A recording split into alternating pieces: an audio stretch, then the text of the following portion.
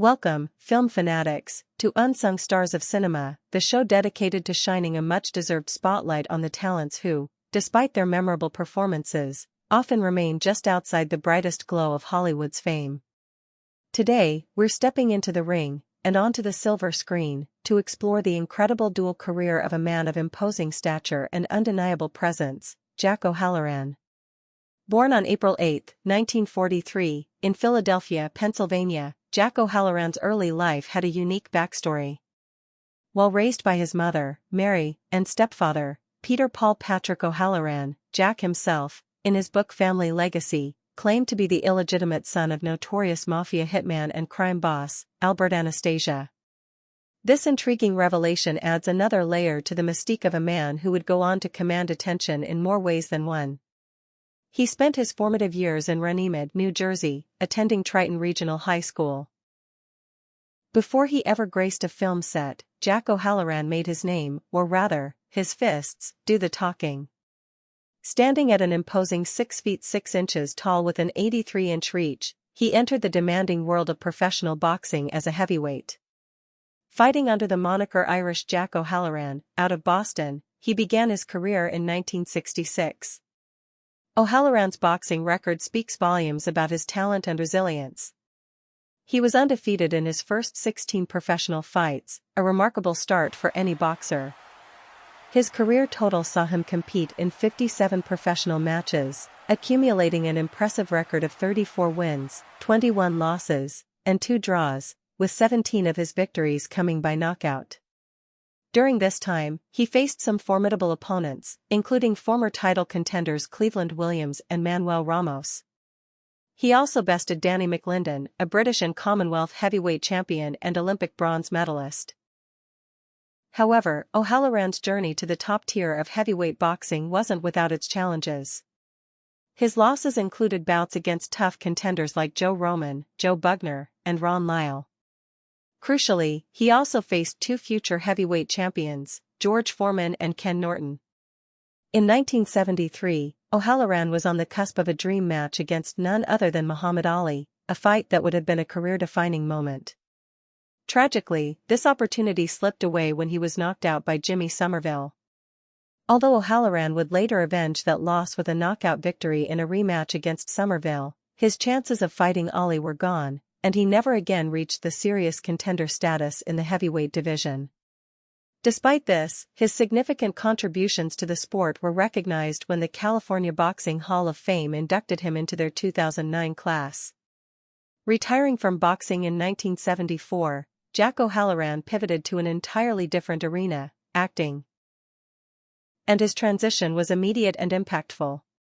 His film debut came in the 1975 neo-noir classic Farewell, My Lovely, where he brilliantly played the hulking ex-convict, Moose Malloy, opposite screen legend Robert Mitchum as Private Eye Philip Marlowe.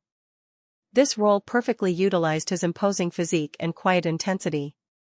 O'Halloran's on-screen presence was so compelling that he quickly began to be offered more roles, although famously, he turned down the part of the iconic villain Jaws in the James Bond film The Spy Who Loved Me, a role that ultimately went to Richard Kiel.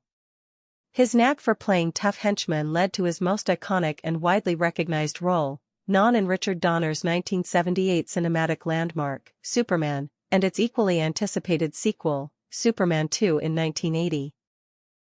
As Non, the menacing but mute member of the trio of Kryptonian supervillains alongside General Zod and Ursa, O'Halloran created a character that was both terrifying and, surprisingly, childlike in his destructive simplicity. It was O'Halloran's own idea to portray Non as having difficulty adjusting to his newfound powers on Earth, communicating primarily through guttural sounds in the absence of a voice, a brilliant choice that added layers to a character who could have been a mere brute.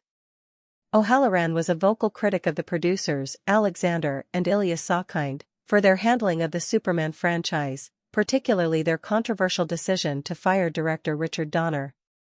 This sentiment was echoed by other cast members, including Gene Hackman, who refused to return for Superman 3, and Margot Kidder, who played Lois Lane. In a candid 2006 interview with Starlog magazine, O'Halloran even spoke about a tense interaction he had with Christopher Reeve during the filming of Superman 2, where he had Reeve against a wall before Richard Donner intervened. Despite this clash, O'Halloran later expressed genuine empathy for Reed after his 1995 accident, commending him for his advocacy for spinal cord injury research. Beyond his Kryptonian fame, Jack O'Halloran's acting career continued with a diverse range of supporting roles. He appeared in the 1976 remake of King Kong as Joe Perko, March or Die in 1977, and The Baltimore Bullet in 1980. He also lent his imposing presence to the 1987 comedy Dragnet as Emil Muzz, and the Chuck Norris vehicle Hero and the Terror in 1988 as Simon Moon. In 1990, he featured in Mob Boss as Angelo, and in the 1994 live-action film version of The Flintstones, he brought the character of Yeti to life. More recently, he appeared in Dagon, Troll World Chronicles in 2019. O'Halloran's ambition extended beyond acting. In 2008, he announced plans to partner with Hollywood executive Jay Summit to establish Long Beach Studios, a chain of film studio facilities across the United States, showcasing his entrepreneurial spirit once more. And in 2010, he released his book, Family Legacy, which delved into his fascinating and unverified claim of being the illegitimate son of mafia boss Albert Anastasia, further solidifying his unique story. From the boxing ring to the silver screen, Jack O'Halloran's life has been anything but ordinary. He defied expectations, transitioning from a formidable heavyweight contender to a memorable character actor, leaving an indelible mark on cinematic history, most notably as the silent, terrifying Non. His story is a powerful reminder that true talent can emerge from unexpected places, and that some of the most impactful performances come from those whose names may not always be in the brightest lights, but whose presence on screen is undeniably captivating. Jack O'Halloran truly is an unsung star of cinema. Thank you for joining us on Unsung Stars of Cinema. Join us next time as we uncover another talent deserving of recognition.